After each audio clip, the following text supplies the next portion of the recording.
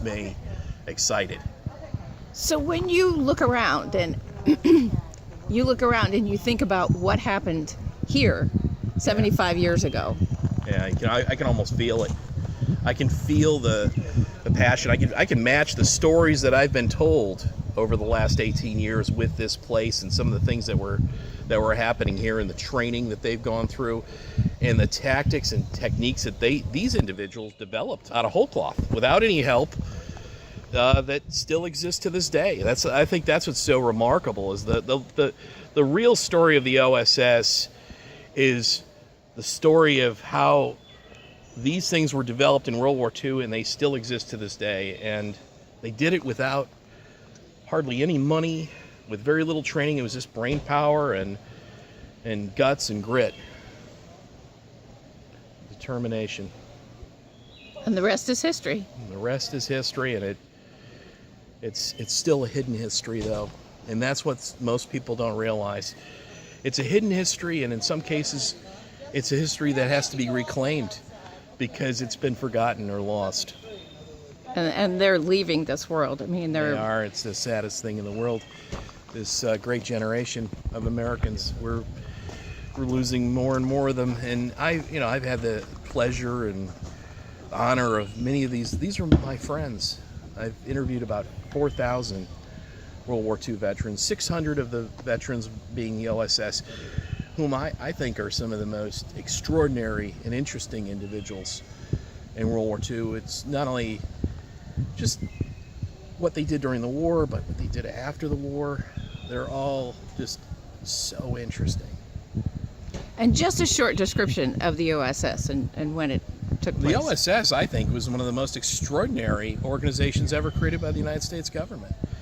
And what made the OSS so unique is the people that were in it. And this is an organization where they were out-of-the-box thinkers. They were daring. They were extraordinary. Donovan looked for talent. And if he needed somebody that could crack safes, he brought somebody out of prison to crack the safe. A debutante that could be a spy behind the lines, or a paratrooper from the 82nd Airborne that was an operational group commando that jumped behind the lines in Greece. It's a very diverse group of individuals from all walks of American life. And what made them unique was that they had a legacy before they even joined the OSS. In some cases, they were very successful in whatever it was that they were doing. They weren't. You couldn't put a. They weren't siloed. You couldn't. I guess the one thing you could do is you could categorize them as pretty much all extraordinary. And Donovan was thought so far out of the box way back then. He did. He thought out of the box, and many of the times he had an eye for talent, and he would pick people that he could see. He could see an acorn, but he could see a tree. He could see way beyond just what everybody else saw, and he just picked the right people for the right job. But he got pushback when it started. Always. The thing that General Donovan said that the most is that he had the greatest number of enemies were in Washington, D.C. And that would be everybody from the FBI and J. Edgar Hoover to political opponents to you name it. And radical change is always difficult. Trying to basically bend and shape history, that's very challenging. That's what many of these men and women did in the OSS.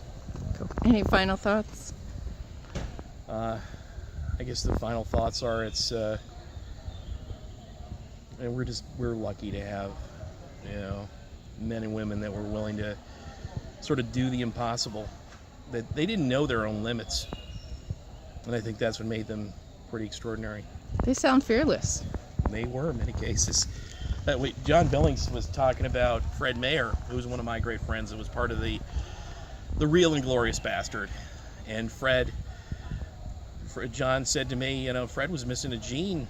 And I'm like, I know exactly what gene that was. It was a fear gene. He was fearless. So the Gold Congressional Medal of Honor. The Congressional Gold Medal. Yes, that's something I worked on. I did I helped with the write-up. I did most of the write-up. Charles Pink deserves the lion's share of the credit. He was the one that just relentlessly pushed that through. And yeah, that's something that's happening this year. We're going to be able to honor, these men and women, thankfully. And people hopefully will learn about them. I hope so.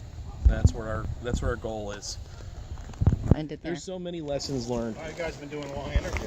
Well, yeah, I know. I kept. Taped it.